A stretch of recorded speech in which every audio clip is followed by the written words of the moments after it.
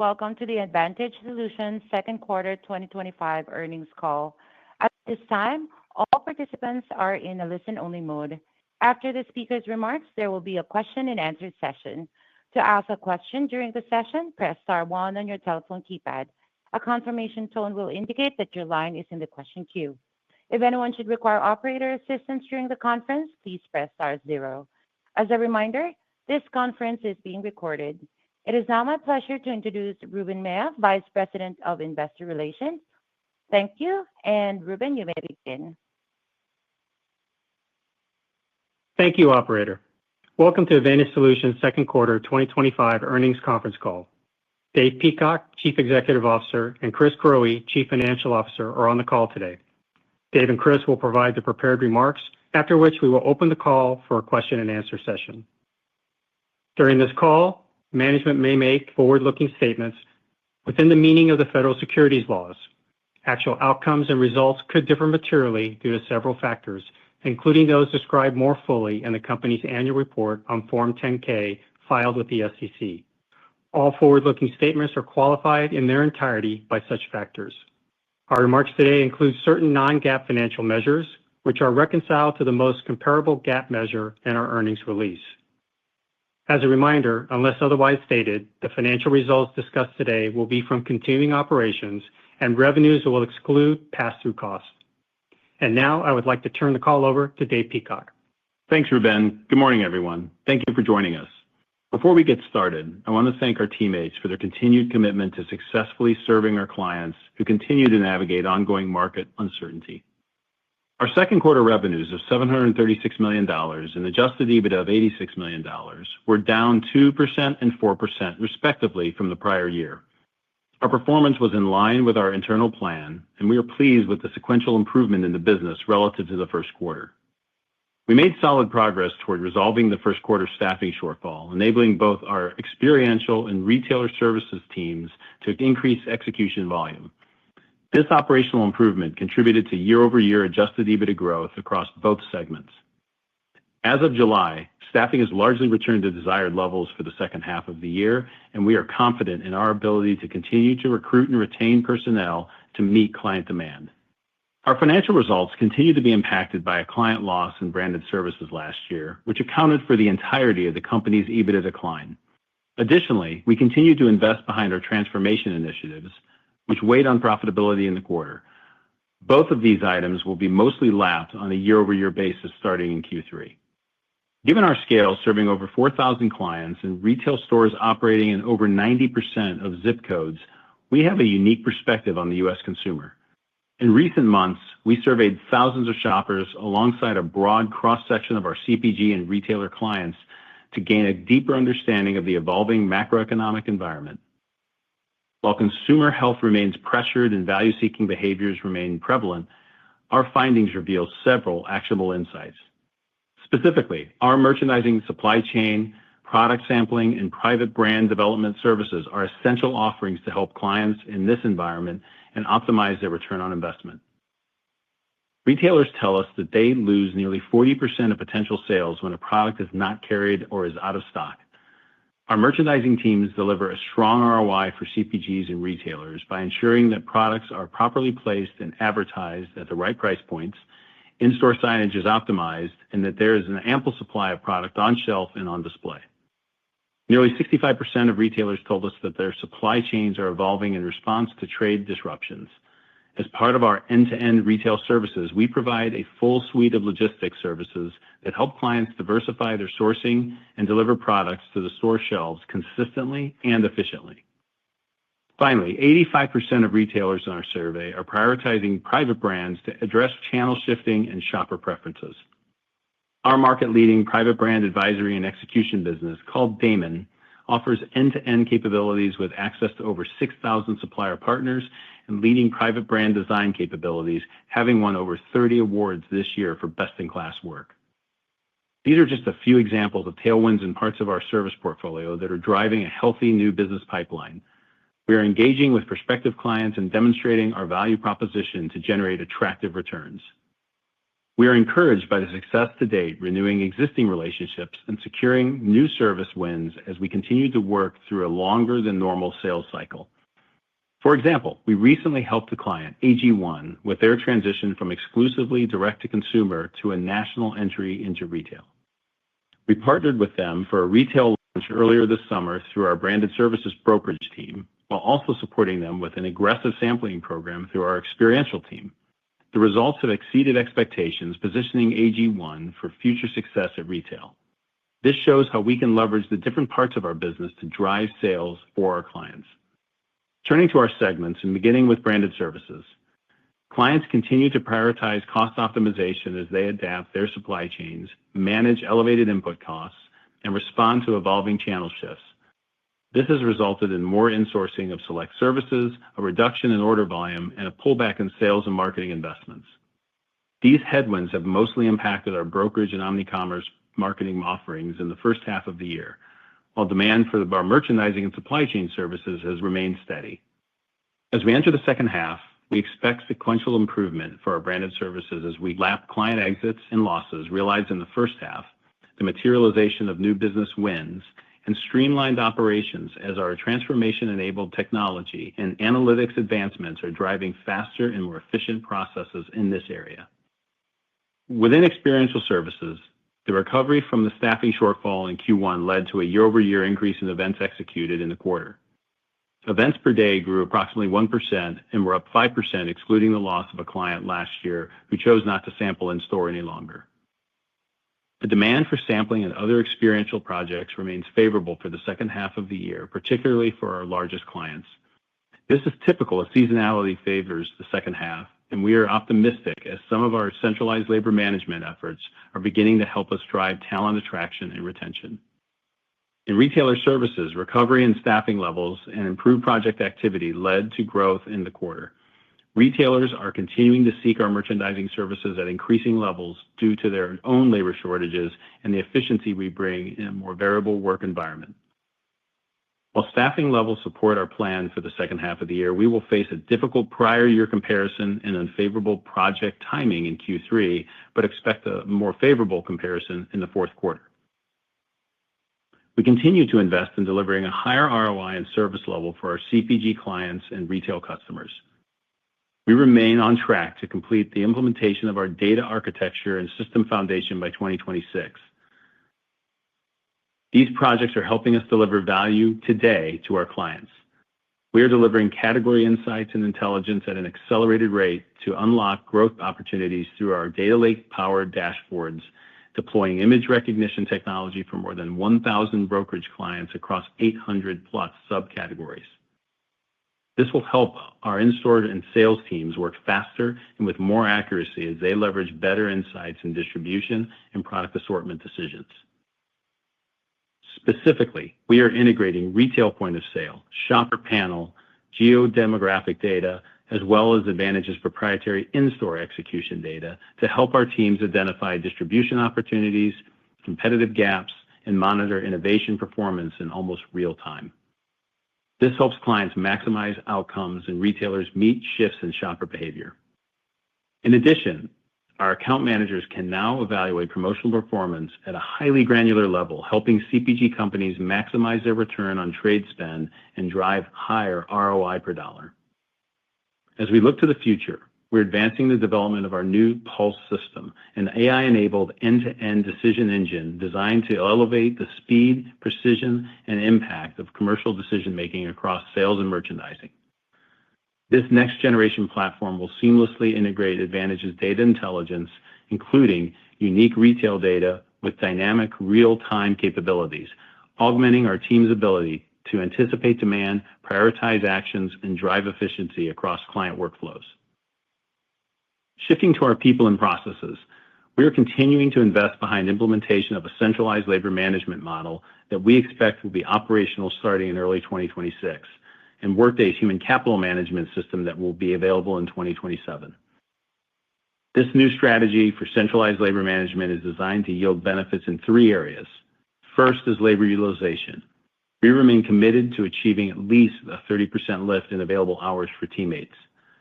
The number one concern our teammates have when I speak to them is the inability to get enough hours with us. More available hours will increase retention and productivity with a more tenured staff. The second is improving teammate experience, which we expect will create a win-win scenario for our teammates and clients as we drive retention even higher. This is manifest in the speed of our application to hire process all the way to route scheduling. Third is efficiency. We are investing in technology enablers to drive improved teammate and customer engagement. One example is the deployment of AI-assisted staffing across our retail customers. The pilot program underway is validating these objectives as teammate utilization and retention rates continue to outpace non-pilot market performance. We remain on track to continue scaling and refining the pilot program to support the broad-scale rollout of the centralized labor model throughout the second half of 2025 and early 2026. Taking current market conditions into account alongside our investment and operational execution plans, we are reaffirming our 2025 guidance, projecting revenue and adjusted EBITDA to be flat to down low single digits compared to the prior year. The confidence in our outlook comes from favorable demand signals for experiential and retail merchandising services, as well as expectations for sequentially improving trends in branded services. The majority of our business is well-positioned to partner with clients as we deploy our enhanced capabilities to strengthen our value proposition in other areas. We also expect a reduction in year-over-year shared service costs in the second half of the year, supported by savings derived from leveraging the IT system upgrades. As Chris will discuss in more detail, we expect cash generation in the back half of this year to be above normalized levels, excluding the unique year-end payroll timing shift from January to December, as we transition from the heavier part of the transformation investment to the acceleration phase and continuous improvement.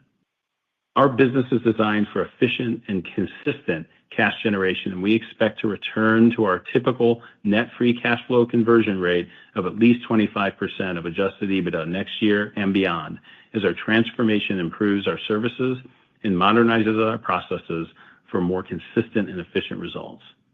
I'll now pass it over to Chris for more details on our performance and guidance. Thank you, Dave, and welcome to all of you joining the call today. I will review our second quarter 2025 performance by segment, discuss our cash flow and capital structure, and expand on Dave's guidance commentary. In branded services, we generated $257 million of revenues and $34 million of adjusted EBITDA, down 10% and 21% on a year-over-year basis, respectively. This segment continues to experience challenges, namely within brokerage and omni-commerce marketing, which we are working expeditiously to address. While some of the declines are business-specific, including the aforementioned client loss from last year, which accounted for more than one-third of the segment EBITDA decline, we also continue to combat a difficult macroeconomic backdrop.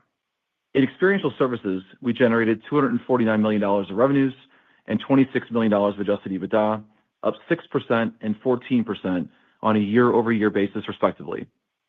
The recovery in staffing levels enabled our teams to execute more events in the quarter. Events per day increased by 1% versus the prior year and were up 5%, excluding the client loss last year. Execution rates were approximately 93% on greater volume. As a result, margins returned to expected levels, expanding by approximately 80 basis points year-over-year to 10.4%.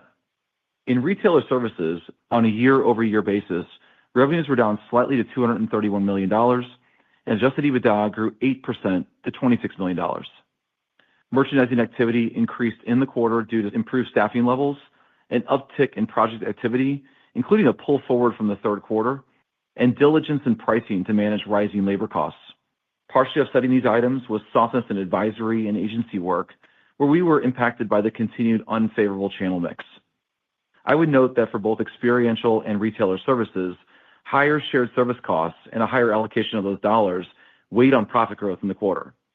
Moving to balance sheet and cash flow, we ended the quarter with $103 million of cash on hand, reflective of a heavier use of working capital in the first half of the year. As a result, we did not repurchase debt or shares in the quarter. We received $22.5 million in proceeds on July 31st, related to the first of two deferred purchase price installments for June Group. With cash on hand, these proceeds, expectations for stronger cash generation in the second half of the year, and approximately $400 million available on the untapped revolving credit facility, we have ample liquidity to operate the business in the current macroeconomic climate while investing for growth and opportunistically paying down debt. Our net leverage ratio was approximately 4.6 times of adjusted EBITDA, including discontinued operations. We expect this level to taper over the balance of the year. Turning to cash generation, we ended the quarter at approximately 70 days of sales outstanding, a one-day improvement from the first quarter, as cash collections began to recover after the cutover to the new ERP system. The vast majority of the company is now on the new system, and we expect DSOs to decrease in the second half of the year. CapEx in the quarter was $2 million due to the timing of transformation investments and a significant undercapitalization of labor. We now expect CapEx to end the year in the range of $50 million to $60 million, below our original guidance. Adjusted unlevered free cash flow was $57 million, and the conversion rate was 66%, driven by the lower than expected CapEx. As Dave highlighted, we are maintaining our full-year guidance. We expect shared service costs to decline year over year in the second half of the year. Headcount has decreased by approximately 8% in finance and IT since the end of last year due to the use of automation and technology to streamline back-office functions. We also expect restructuring and reorganization costs for the full year to decline by roughly 50% compared to 2024. Branded services will remain under pressure, but we anticipate that the top line will start moving towards stabilization by the end of this year and into early 2026. From a seasonality perspective, the second half of the year is the peak season for experiential and retailer services. As Dave mentioned, retailer services faces a difficult third quarter due to project timing and year-over-year discrete comparison factors, but we do expect a favorable comparison in the fourth quarter. Full-year adjusted EBITDA margins should be mostly in line with the prior year during this period of transformation investment. We continue to expect 2025 adjusted unlevered free cash flow to be over 50% of adjusted EBITDA. Cash generation is expected to improve in Q3 and Q4 from an artificially low level in the first half of this year.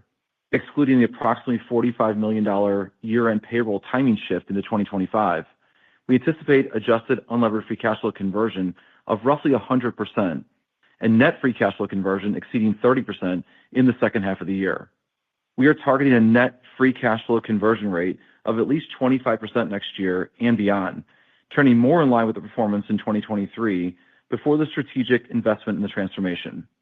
Interest expense remains in the range of $140 million to $150 million, assuming no additional debt repurchases. Thank you for your time, and we'll now turn it back over to Dave. Thanks, Chris. We believe our expertise in range of services position us well to navigate the current macroeconomic environment with resilience and agility. At the same time, we will continue to make progress toward completing the strategic initiatives that will enable Advantage to reach its full potential as a technology-driven, industry-leading service provider and generate meaningful cash flow for our shareholders. Operator, we are now ready for the Q&A session. Thank you. We will now be conducting a question and answer session. If you would like to ask a question, please press star one on your telephone keypad. A confirmation tone will indicate that your line is in the question queue. You may press star two if you would like to withdraw your question. For participants using speaker equipment, picking up your handset before pressing the star keys may be necessary. One moment, please, while we pull for questions. Thank you. Our first question is from Faiza Alwy of Deutsche Bank. Please proceed with your question. All right, great. Thank you. Good morning. I wanted to ask about branded services and the investment reductions that you talked about that are impacting the brokerage and omni-commerce marketing services. I'm curious, are you seeing that across the board, or is that specific to a particular type of customer, whether it's large versus small or a particular category? And then, are there signs of that improving? Because you talked about stabilization by the end of the year. So just curious if that's driven by something else, whether it's new business, or are you expecting these market headwinds to improve? Hi, Faiza. This is Dave. I appreciate the question. So I'd say the reductions that we reference really depend on the client and their situation within the marketplace. So it's not a pattern that we recognize across all our clients, nor is it even category specific. It's almost company specific. But you are seeing that. I'd say a little more so on the marketing side, which is obviously a smaller piece of our business than on the sales agency side. It's been reported pretty broadly that you're seeing some pullback in marketing, to consumers. And then as we get into the second half, we were lapping the client loss we referenced in the first half that we largely are going to be past as we get into the third quarter. There's a little bit of economics there in July. And then we've got wins that we've got client wins that could be smaller, but when you add them up, they're meaningful. That should help us with sequential growth as we get into the second half. Understood. And then, you talked about the new workforce system, and it sounds like that's, it's basically going to be, available in the second half. So talk a bit more about, you mentioned more subjectively some of the benefits that you're expecting. I guess, what does that mean in terms of, whether it's EBITDA margin uplift, and maybe more generally, as you think about the transformation costs, are we towards the end of the transformation costs? And just help us think through where we are in the cycle of, one, the costs, and two, starting to achieve some of the benefits of implementing these new systems. Sure, absolutely. And that's kind of two questions, which is good because I can tackle them both. And I'll start with the latter first. So on transformation costs, we're seeing pretty significant reductions in restructuring costs and one-time costs that would be, help adjust against EBITDA. In fact, year to date, we're about half of the level that we were this time last year, and we're going to see continued decline as you go through the year. We also had lower shared service costs in the second half of this year than in the first half of this year, as we kind of lap the increases that we saw last year, and we're starting to see some ramp down as it relates to transformation costs. Doesn't mean we're not investing in our business. There are still specific initiatives we're investing in, and labor is one of them. Improving our labor utilization, improving the teammate experience has been a priority for us. And we lay out in the prepared remarks what we're thinking about there. One example of where we're seeing benefit of an overall system improvement with our labor approach, and some of it is system-based, meaning technology, and some of it is just improved process and workflow. But we had a net reduction in overall hires in the first quarter of about 1,500 people, and we had a net hire in the second quarter of 1,400. So it's almost a 3,000 person swing, if you will, from first quarter to second quarter. And part of that is driven by, shorter time from application to hire, better S&OP or sales and operations demand signals, so that we are hiring the appropriate amount of personnel for the work required.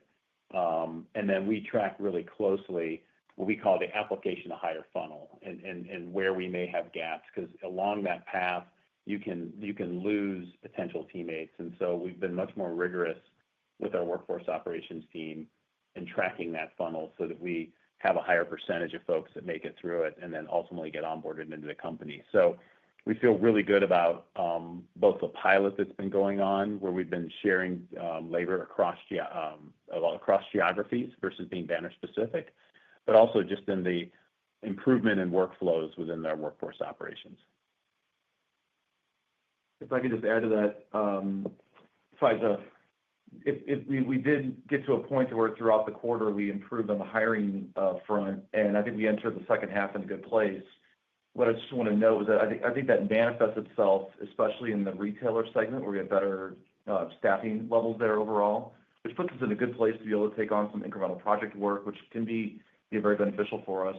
And then also stronger execution and experiential, not only execution rate, but also the ability to handle more demos. We've seen really good demand signals there that I think puts us in a good place to be able to accommodate those, and that should benefit our experiential segment, in particular in the second half of the year. All right, great. Thank you. And then just last one on cash flow, right? So you're talking about slightly better cash flow conversion. Is that primarily coming from lower CapEx?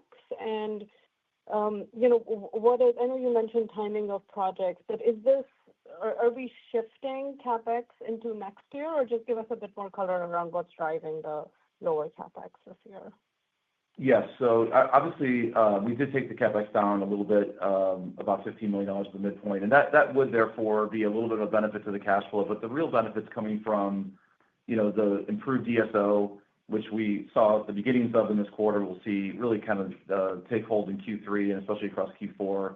And then also the lower restructuring costs year over year. That's another big factor for the second half of the year.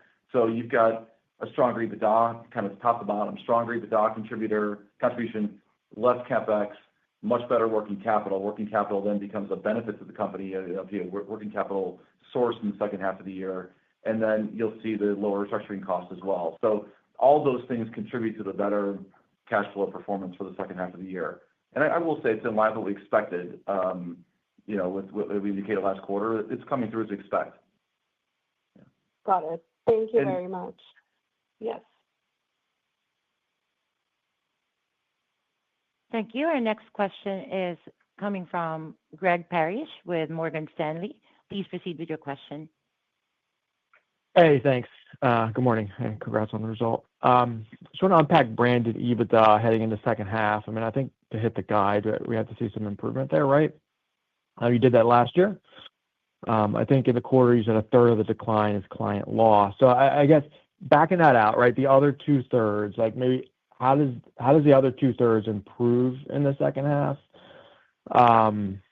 Maybe we just kind of unpack the drivers there and what we should expect. Thanks.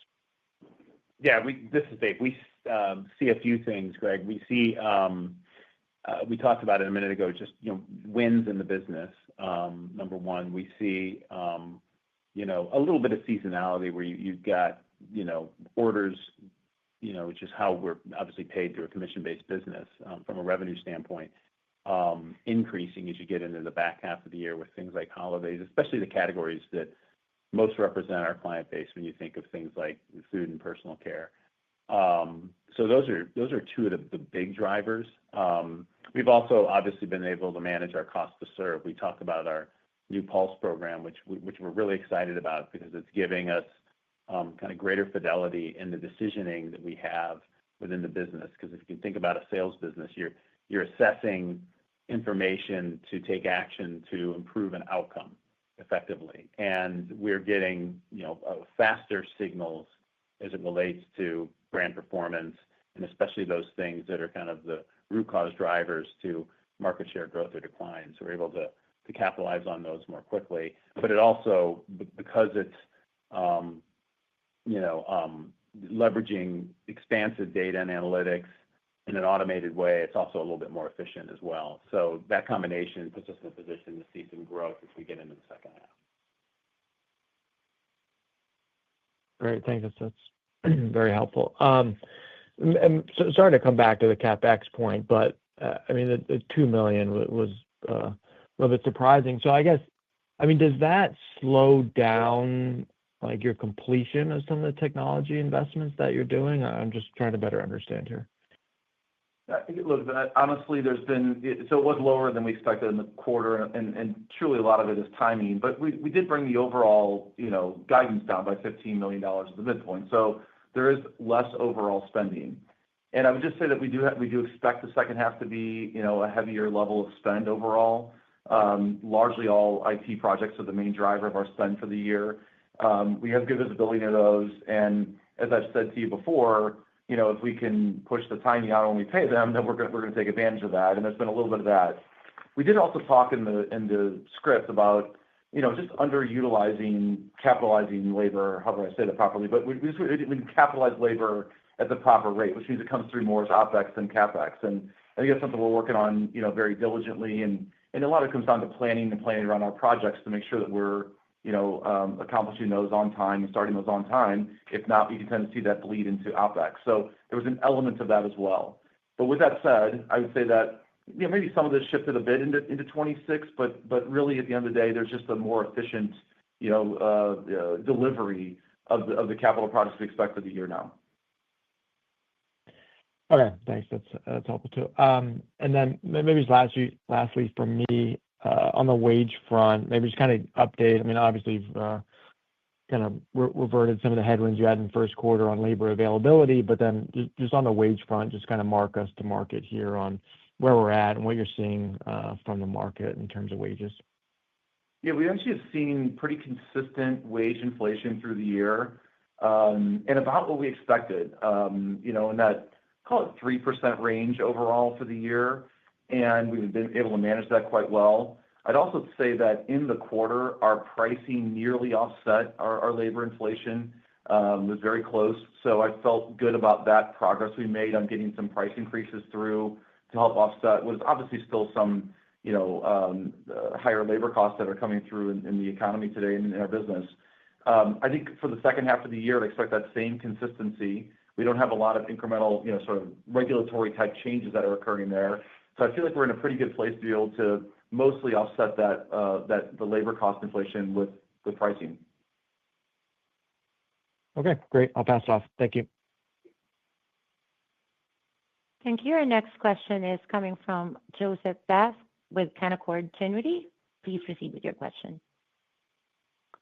Hey guys, Will Johnston on here for Joe. Thanks for taking my questions. So you can maybe drill down a bit on resolving that staffing shortfall in July, and anything you can share kind of about the demand signals there that are giving you confidence and those levels being more sustainable through the rest of the year. And then maybe if you can drill down into retail services and how we should think about kind of that staffing uplift against maybe some more difficult Q3 comps and project from a project timing perspective. Thanks. Yeah, thanks. So we don't have a net staffing shortfall in July. In fact, the trajectory of our kind of workforce operations and talent acquisition continues apace, even as we move into July. When we talk about the project timing, it's literally just that, and we reference the fact that some of these projects, and this can happen on a year-over-year basis, that may have occurred in Q3, maybe shifting more into Q4, and which is why you'll see a little bit in the retailer segment, especially a part of that business, a little bit of shortfall in Q3 versus prior year, but a much better Q4, and we have visibility to that. On the demand signal front, we're seeing strong demand for demos and on the experiential space, and such that we're better able to meet that demand and hit higher level of execution rates because of the strength of our hiring and talent acquisition and overall retention plans. And then we feel very good about the S&OP process with our retailer group and being able to kind of flex that force as needed based on project timing. And a lot of these projects occur in the third quarter and going into the early fourth. Obviously, as you get into holiday periods, retailers look to have less third-party labor in the stores, which is very common and normal and is in our normal seasonality. But in the retailer space is the one where just due to timing, you're going to have a little bit of less project work in the third quarter, but we know that gets kind of compensated for in the fourth quarter. Got it. Thanks. And there are no further questions at this time. I want to turn the call back over to Dave Peacock for closing comments. Thank you, Janice. We will be attending the Canaccord Growth Conference on August 12th next week in Boston with a webcast of a fireside chat at noon Eastern time. We hope to see you there. And again, thank you for joining us today. This concludes today's teleconference. You may disconnect your lines at this time. Thank you for your participation.